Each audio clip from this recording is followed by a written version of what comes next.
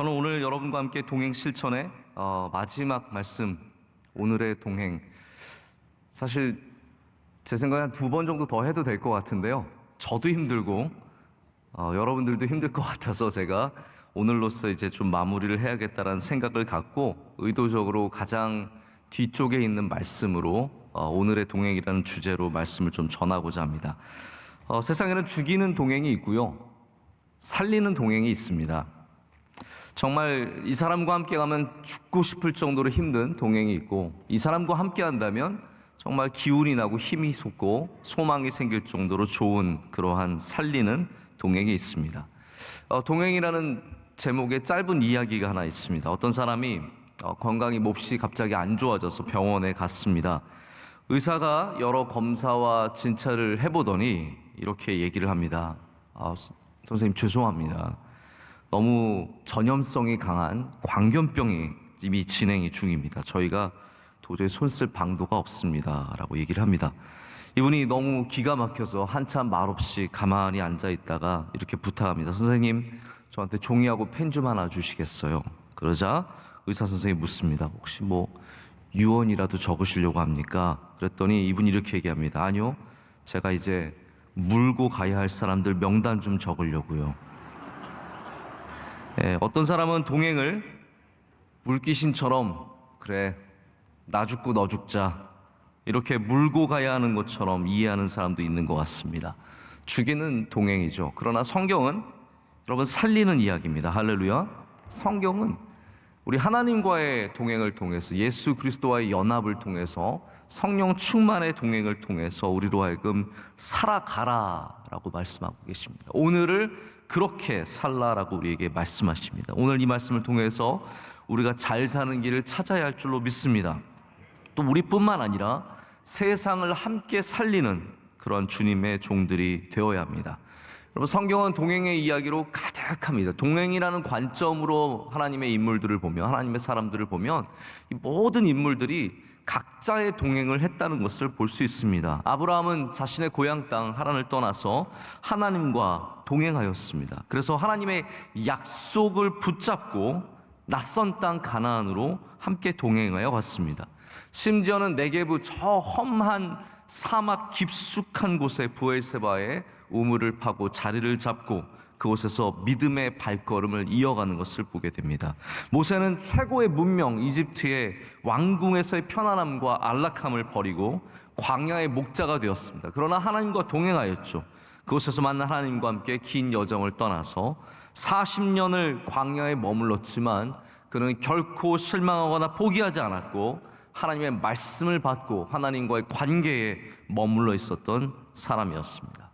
한나는 안락한 삶이 주는 보장되어 있는 풍요로움이 있었지만 자식이 없는 괴로움 때문에 하나님과 동행하였습니다. 가서 날마다 기도하였고 눈물로 기도하였고 하나님과의 동행이 그에게 유일한 위로가 되었습니다. 다윗은 하나님을 목자로 삼았기 때문에 평생 행복한 사람이었습니다. 내가 부족함이 없다라고 고백하며 주님만이 나의 영혼을 소생시켜 주시는 분이시며 하나님을 쫓아갈 때 그가 날마다 잔이 넘친다는 고백을 하였습니다. 여러분, 이런 여러 구약의 동행의 모습들이 있는데요, 이것이 신약에 와서는 굉장히 큰 전환점을 갖게 됩니다. 왜냐하면 하나님이신 예수님께서 육신으로 우리 가운데 오셨기 때문에 이제는 구체적으로 정말로 삶에서 이룰 수 있는 동행의 모습이 제시가 됩니다. 그것이 무엇입니까? 바로 예수님을 따라가는 것입니다. 예수님은 나를 따라오라라고 말씀하시죠. 그래서 구약의 동행이 신약에 와서는 제자도가 됩니다. 여러분, 제자도의 상징은 바로 십자가를 지고 예수님을 따라가는 것입니다. 이것이 바로 변화된 그리고 신약의 동행의 모습이라고 말할 수 있습니다. 하지만 교회의 시대에 예수님께서는 승천하시면서 우리에게 약속을 주십니다. 내가 보혜사 성령을 너에게 보내겠다라고 말씀하십니다. 이 교회의 시대, 오늘의 시대 우리에게 주시는 동행의 또 다른 모습은 뭐냐면 바로 성령 충만이라는 것이죠. 보혜사 성령님과 함께 동행하는, 우리를 도우시는 분, 우리를 위해서 기도하시는 분, 우리에게 길을 가르쳐 주시는 분, 우리에게 지혜와 명철을 주시는 분, 바로 성령님과 동행하는 성령 충만의 삶을 우리는 살아야 한다라는 것입니다. 오늘 주제, 오늘의 동행이라고 말씀드렸는데요. 오늘의 동행을 우리는 어떻게 이룰 수 있겠습니까? 바로 오늘 말씀에 그 답이 제시되어 있습니다. 특별히 이 시대에, 이 악한 시대에 어떻게 우리가 주님과 함께 걸어갈 수 있을까를 말씀을 고민해 본다면 오늘 말씀을 들어야 합니다. 왜냐하면 오늘 말씀에 너희가 어떻게 행할지 자세히 주의하라고 말씀하시거든요. 이 땅에서 어떻게 살아가야 할지 그냥 막 살지 말고 주의해서, 살펴서, 생각해서 살라는 겁니다. 그 가운데 우리는 성령 충만의 해답을 얻습니다. 여러분, 2021년 여전히 우리는 해결되지 않은 큰 짐을 지고 가고 있습니다. 저는 너무 사람들이 어렵다 그러면 그게 오히려 좀 듣기가 민망하고 좀 쉽지 않더라고요. 너무 힘들다고 하면은 그게 좋게만 들리지 않는 게 있는 것 같습니다. 그런데 여러분, 이 시대는 저희가 늘 반복해서 얘기하지만 정말 어렵습니다. 대한민국은 지금 코로나로 인해서 극심한 고난 속에 살아가고 있습니다. 우리 주변의 이웃들 중에요, 정말 오늘 숨쉬기 쉽지 않은 분들이 많이 있습니다. 정치는 우리에게 희망을 주지 않고 오히려 고통을 주고 있습니다. 언론이 우리 지나치게 개신교에 집착하는 것도 제가 없다고 말할 수 없지만 우리 일부 기독교인들이 코로나 방역에 회방을 놓으면서 한국 기독교 전체가 비난의 대상이 되고 있습니다. 여러분, 안 그래도 지금 전도하기 쉽지 않은 시대인데요, 우리 코로나 기간 때문에 한국 교회가 더욱더 깊은 정체로 들어갈까, 침체로 들어갈까 봐 좀 굉장히 걱정이 되고 굉장히 마음이 어렵습니다. 근데 여러분, 분명한 것은요, 이 시대, 이 어려운 시대지만 우리가 이 시간을 그냥 버려서는 안 된다는 것입니다. 그냥 버려지는 시간이 되어서는 안 된다는 거죠. 아니, 오늘을 살아가는 이 힘든 시간을 살아가는, 그리고 에베소 교회들뿐만 아니라 초대교회의 탄압과 억압과 수많은 순교자가 나오는 시대에도 하나님께서 뭐라고 말씀하시냐면 때가 악하지만 세월을 아끼라라고 말씀하십니다. 여러분, 정말 이상하지 않습니까? 그냥 그 시간 잘 버텨라, 어쨌든 지나가면 된다, 이 왕만 지나가면 너희는 새로운 왕을 맞아서 괜찮아질 거야, 하나님은 그런 말씀하시는 게 아닙니다. 때가 악하고 때가 어렵고 환난과 고난이 많고 지금 가난으로 힘들고 병이 걸려서 어렵지만 그 세월조차도 아끼라라고 말씀하십니다. 여러분, 성령 충만의 자세는 어려운 시간이 와도 그 시간을 아껴서 쓰는 겁니다. 성령 충만의 자세는 내 마음에 안 드는 시간이고 굉장히 어려운 시간이지만 그 시간에 하나님과 동행함으로써 그 시간을 잘 보낼 줄 아는 사람이라는 겁니다. 악한 때 여러분 그냥 보내버리지 마십시오. 어려운 때 그냥 지나버리지 마시고 이 때에 더욱더 지혜를 갖고 성령 충만함을 갖고 예수 그리스도와 연합하여 이 시간을 보내야 할 줄로 믿습니다. 여러분, 밤이라는 시간은 아무것도 일어나지 않는 침묵과 아무것도 할 수 없는 무기력의 시간인 것 같습니다. 하지만 여러분, 우리 당연한 것은 그 밤의 시간을 잘 보내는 사람이어야 낮의 시간을 기쁨으로 맞이할 수 있다는 것입니다. 칠흑 같은 어두운 이 시간이 우리에게 자연스럽게 다가옵니다. 밤은 자연스러운 겁니다. 낮이 지나면 밤이 되게 되어 있습니다. 그렇게 어두움은 우리의 인생에, 우리의 삶에, 이 국가에, 때로는 우리 교회에도, 우리 가정에도 자연스럽게 다가옵니다. 하지만 믿음으로 그 시간을 보내는 사람은 다시 낮이 찾아왔을 때 그 낮 동안에 능력 있게 행할 수 있습니다. 여러분 보십시오. 밤에 잘 잔 사람처럼 복된 사람이 어디 있습니까? 시간을 잘 보낸 겁니다. 어젯밤 잘 주무셨습니까? 저도 잘 잤습니다. 밤에 잘 자면 낮에 힘이 있습니다. 그게 밤을 잘 보내는 중요한 기준입니다. 실패의 시간을 잘 사용하는 사람이 있습니다. 이거 그냥 지나가면 되게, 그게 아니라 그 실패의 시간이지만 때를 아끼는 겁니다. 시간을 아끼는 겁니다. 괴로움의 시간에도 세월을 아끼는 사람들이 있습니다. 군 생활 아껴서 잘 쓰는 젊은이들이 있습니다. 요거 지나가기만 하면 되지. 그게 아니라 아껴서 잘 쓰는 겁니다. 재수하면서 그 시간을 아껴 쓰는 사람이 있습니다. 휴학하면서 아껴 쓰는 사람이 있습니다. 회사에서 강제 퇴직을 당했지만 그 시간을 아껴 쓰는 사람이 있습니다. 모든 시간을 허송세월하지 않고 붙잡는 사람들입니다. 때가 악하지만 때로 우리 세월을 아껴야 합니다. 바로 그런 사람들이 성령 충만한 사람들입니다. 저에게도 작년에 주어진 1년의 시간이 굉장히 낯선, 어떻게 보면 어두움의 밤의 시간이었습니다. 하지만 제가 정신을 차리고 나서는 좀 계획을 갖고 이 시간을 잘 써야겠다라는 계획을 갖고 시작을 했습니다. 제가 전에도 말씀드렸지만 이스라엘의 히브리 대학의 연구 교수로 제가 초청을 받아서 한 차례 다녀온 다음에 이제 다시 돌아가서 열심히 그곳에서 좀 연구 좀 하고 성지를 좀 돌아보고 좋은 시간을 가져야겠다라는 계획이 있었습니다. 또 우리 교회의 선교지들, 가보지 못한 선교지들과 중요한 선교지에서 넉넉하게 좀 시간을 보내면서 제대로 선교지에서 좀 시간을 보내고 좀 돕고 또 많은 계획을 갖고 싶은 그런 마음들이 있었습니다.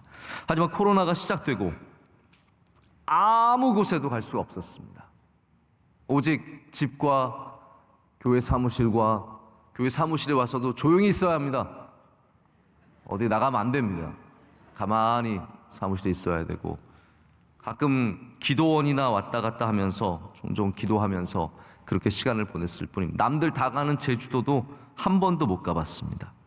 하지만 또 반대로는 감사하게도 그간 시간을 잘 보내지 못했던 우리 아이들과 가깝게 지내면서 많은 시간들을 보낼 수 있었고 또 제 내면을 들여다볼 수 있는 넉넉한 시간이 있었고 미뤘던 책들을 다시 열 수 있었고 기도원에 가서 금식하고 기도하면서 하나님과 가까워지는 시간을 넉넉히 보낼 수 있었습니다. 그래서 저에게는 복된 시간이었습니다. 저에게는 감사한 시간이었습니다. 여러분, 어떠한 시간을 보내야 우리가 후회 없이 보낼 수 있겠습니까? 2021년 그냥 버리는 해가 아니라 어떻게 해야 우리가 2021년을 잘 보낼 수 있겠습니까? 오늘을 어떻게 잘 살아갈 수 있겠습니까? 제가 우리 청년들에게 늘 강조하는 부분이 있습니다. 여러분, 성과를 이루는 것도 좋고 여행을 가는 것도 좋고 만남도 다 좋습니다. 그러나 여러분, 우리가 예수님과 함께 시간을 보내야 후회함이 없습니다.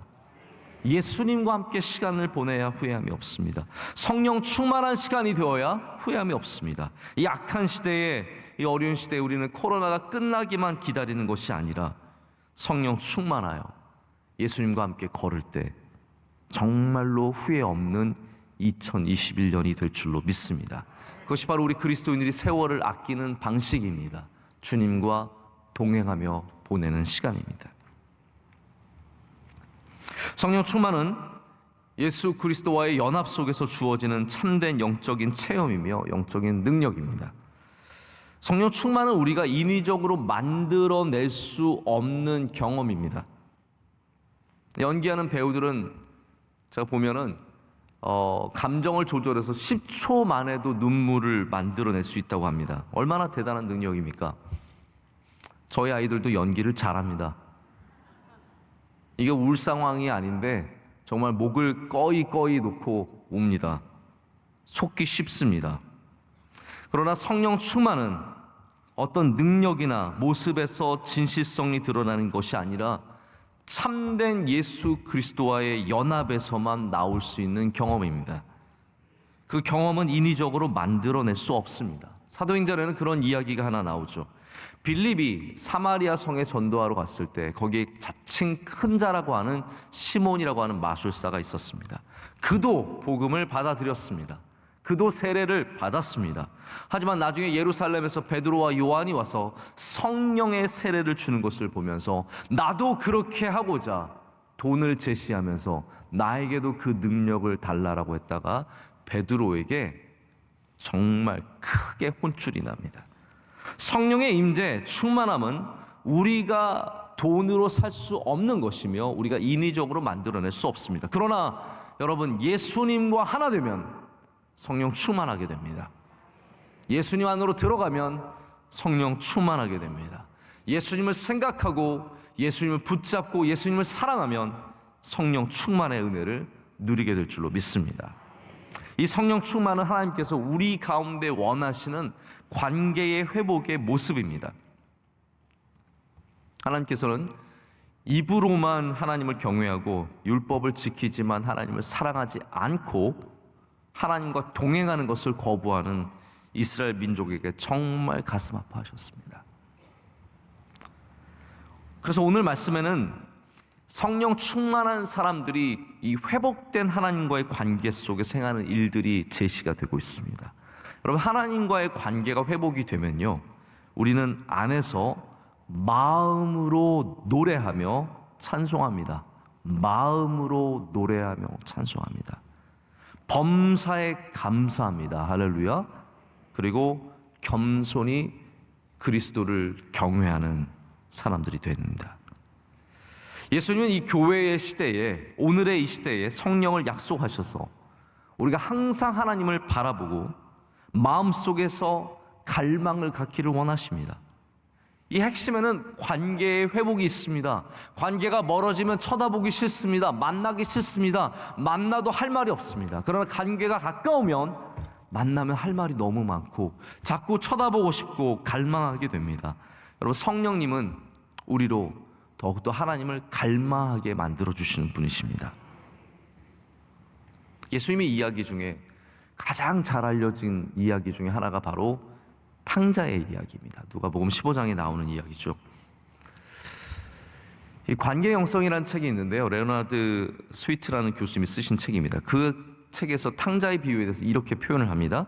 탕자의 비유에는 복음의 핵심이 있고 기독교의 영원한 본질이 있다. 이는 죄와 회개, 그리고 그 회개 외에는 아무 조건도 없는 값없는 용서로 이루어진 구원의 전형이다라고 말합니다. 구원의 전형이라는 거예요. 회개면, 주님께 돌아오기만 하면 된다라는 말씀이 이 안에서 우리에게 주어지고 있습니다. 근데 여기 이분이 좀 남다른 해석을 여기 보여주고 있는데 제가 굉장히 큰 공감이 갔습니다. 왜냐하면 이런 거예요. 누가 진짜 탕자냐는 거죠.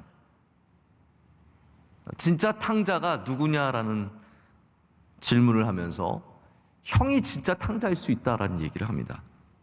형은요, 동생이 돌아와서 이 잔치가 벌어진 것 때문에 발끈합니다. 동생은 여러분 미리 유산을 챙겨가지 않았습니까? 미리 유산을 챙겨갔다는 뜻은요, 그냥 돈이 좋아서 가져갔다는 말이 아니라 이 옛날의 표현으로 하자면 아빠가 빨리 죽기를 원한다는 말이라는 거예요. 아버지 빨리 죽으시라고, 돌아가시라고. 그래야 내가 내 마음대로 산다고 하면서 챙겨간 것이 유산이라고 합니다. 그래서 동생의 진짜 죄는 방탕한 삶이 아니라는 거예요. 아버지와의 관계 속에 살지 않은 것이 동생의 진짜 죄라는 겁니다. 여러분, 우리가 많이 동생이 방탕하였다라고 생각을 하는데 그 대부분은 형의 증언일 뿐이라는 거예요. 형이 그렇게 얘기한 거예요. 형이 아버지한테 얘기할 때 동생이 창기와 어울리고 그렇게 방탕한 삶을 살았다고 하는데, 원래 헬라어 원본에는 동생에 대한 설명을 하면서 방탕, 방종이라는 단어를 쓰지 않았다고 합니다. 형이 이 동생에 대해서 말할 때 나쁘게 말한 거예요. 그래서 우리는 당연히 이 동생이 그러한 죄 속에 살았다고 생각하고 그 죄를 나쁘게만 얘기합니다. 그러나 예수님의 이야기의 핵심은 그 동생이 얼마나 많은 죄를 지었느냐가 아니라 아버지를 떠났다라는 것이 예수님의 이야기의 핵심이라는 거예요. 아버지 없이 살기를 원했다라는 거죠. 그리고 이 이야기를 통해서 아버지께로 돌아와야 한다. 아버지께로 돌아오면 된다. 참 회복이 이 돈이 다시 생기는 것이 회복이 아니라 아버지와의 만남이 참 회복이라는 이야기를 예수님께서는 우리에게 전해주고 계십니다. 여러분, 이것이 특별한 죄인들, 방탕한 삶을 사는 사람들에게만 주어지는 이야기가 아니라는 말이죠. 하나님과의 관계보다 다른 것들을 더 중요하게 여기는 모든 사람들은 다시 이 말씀을 통해서 우리 아버지 하나님께로 돌아가야 할 줄로 믿습니다. 여러분, 그것이 성령 충만입니다. 아버지께로 돌아가는 것. 하나님과의 관계가 회복되는 순간 우리는 다시 성령 충만의 삶을 살아가게 될 줄로 믿습니다. 그래서 우리는 성령께서 하시는 일들을 주목해 봐야 합니다. 성령께서 하시는 일들은 너무나 다양하고 힘있고 능력있고 많은 열매를 맺는 것을 성경 우리에게 증언하고 있습니다. 어떻게 오늘 우리가 주님과 동행하며 살겠습니까? 바로 성령님의 임재를 경험하며 살아가는 것이며, 우리의 수많은 신앙의 모습 속에서 성령님의 역할은 아름답게 드러날 것입니다. 오늘 말씀에 또한 17절에 주님의 뜻을 이해하라고 말씀하시는데요, 바로 성령께서 하시는 역할이 하나님의 뜻을 이해하게 하는 것입니다. 저는 여러분 여기를 주목해 주시길 바랍니다. 우리가 어떻게 하나님의 뜻을 알 수 있겠습니까? 우리는 분별하기 위해서 노력하고 지혜와 명철을 갖기 위해서 노력하고, 또 물론 말씀을 읽고 기도할 때 우리가 하나님의 뜻을 알 수 있죠. 그런데 성경은 그래서 굉장히 단순하게 보여줍니다. 성령님이 임재하시면 하나님의 뜻을 알 수 있다라고 얘기합니다. 성령님이 우리와 함께 하시면 하나님의 뜻을, 그 깊고 깊은 하나님의 뜻을 이해할 수 있다고 얘기합니다. 여러분, 사람의 뜻을 누가 알까요? 그 사람만이 압니다. 그 영을 갖고 있는 그 사람의 영이 자기의 생각을 알죠. 사람 한 길밖에 안 되는 사람이지만 그 깊은 속을 다른 사람들은 알 수가 없고 오직 그 사람만 안다라고 하는 거죠. 그래서 반대로 말하자면 하나님의 그 깊으신 생각은 누구만이 알 수 있습니까? 하나님만이 알 수 있으세요. 우리는 성령 하나님을 통해서 하나님, 아버지 하나님의 마음을 알게 된다는 거예요. 그래서 고린도전서 2장 10절에는 성령이 하나님의 깊은 것까지도 통달하신다라고 말씀하고 있습니다. 이 통달이라는 말은 살핀다는 말입니다. 찾아낸다라는 말입니다. 혹시 물건을 잃어버렸을 때 다른 사람한테 찾아달라 그러면 찾아지나요? 아닙니다. 잘 안 찾아집니다. 내가 잃어버린 물건은 내가 찾아야 잘 찾아집니다. 누가 찾을 수 있습니까? 그 사람이 찾을 수 있습니다. 하나님의 마음, 그 깊은 곳을 찾아낼 수 있는 분은 성령님이십니다. 그래서 11절에는 하나님의 영, 사람의 일을 사람의 속에 있는 영 외에 누가 알리요? 이와 같이 하나님의 일도 하나님의 영 외에는 아무도 알지 못한다라고 고린도전서에 말하고 있는 겁니다. 여러분, 하나님의 뜻을 알고 싶으시면 오늘도 성령님의 임재를 구하십시오. 그 성령님께서 여러분 안으로 들어오실 때 우리를 도우시는 보혜사께서 하나님의 뜻을 알게 하실 줄로 믿습니다. 여러분, 이렇게 성령께서 하시는 일들은 놀라운 일들입니다. 우리가 성령께서 하시는 일들을 주목만 해도 우리 다시 예수님과의 발걸음을 점검하고 따라갈 수 있는 제자들이 될 수 있다는 말이죠. 성경은 성령님께서 여러 가지 일들을 하고 계심을 우리에게 보여줍니다. 예수님께서는 성령님을 보내시면서 우리를 도우시는 분, 카운셀러, 보혜사라고 말씀하십니다. 성령님은 우리가 기도할 수 없을 때에도 우리를 위해서 탄식하시며 기도하시는 분이십니다. 우리에게 길을 가르쳐 주시고 친히 인도해 주시는 분이십니다. 성령님께서는 임재하실 때 우리 안에 있는 성격, 성품, 인품의 변화를 이끌어내시며 열매를 맺게 하시는 분이십니다. 오늘 우리가 어떻게 하나님과 동행하겠습니까? 어떻게 예수 그리스도와 연합되겠습니까? 성령 충만해야 합니다. 하나님의 영을 붙잡아야 합니다. 그것이 바로 동행입니다. 제가 한 꼭지만 더 말씀을 좀 드리려고 합니다. 성경에는 분명히 패턴이 있습니다. 하나님을 향한 사랑이 있으면 누구를 향한 사랑이 있어야 합니까? 이웃을 향한 사랑이 있어야 합니다. 이게 성경의 패턴입니다. 하나님을 향한 경건이 있다면 이웃을 향한 섬김이 있어야 합니다. 이것이 성경이 주는 중요한 패턴입니다. 마찬가지로 하나님과 동행하기를 꿈꾸는 사람들은 우리 이웃들과도 함께 동행하는 사람들이 되어야 합니다. 이거를 별개의 문제라고 생각할 때 정말 문제가 됩니다. 하나님 사랑과 이웃 사랑은 별개가 될 수 없습니다. 같은 겁니다. 하나님을 사랑하는 자들만이 이웃을 사랑할 수 있습니다. 하나님을 경외하는 사람들이 이웃을 섬길 수 있습니다. 하나님과 동행하는 사람이야 또 이웃과 동행할 수 있게 된다는 것이죠. 뗄 수 없습니다. 공영방송인 KBS에서 하는 동행이라는 프로그램이 있습니다. 우리 사회에서 있는 아주 어려운 약자들, 그들의 삶을 보여주면서 우리가 그들과 여전히 이 세상을 함께 살아가고 있다라는 것을 우리에게 말해주고 있습니다. 여러분, 우리가 보지 못해도 알지 못해도 아니 우리 가운데 이미 너무나 어렵게 오늘을 힘들게 살아가는 분들이 많이 있다는 것을 우리가 생각해 봐야 합니다. 근데 그들에게도 기쁨이 있고 그들에게도 소망이 있다는 것을 이 프로그램이 전해주고 있습니다. 어제 나온 이야기입니다. 어제 나온 이야기는 2살 때부터 시설에서 지내다가 이제 나이가 되어서 퇴소한 윤섭이라는 이 학생의 이야기가 나옵니다.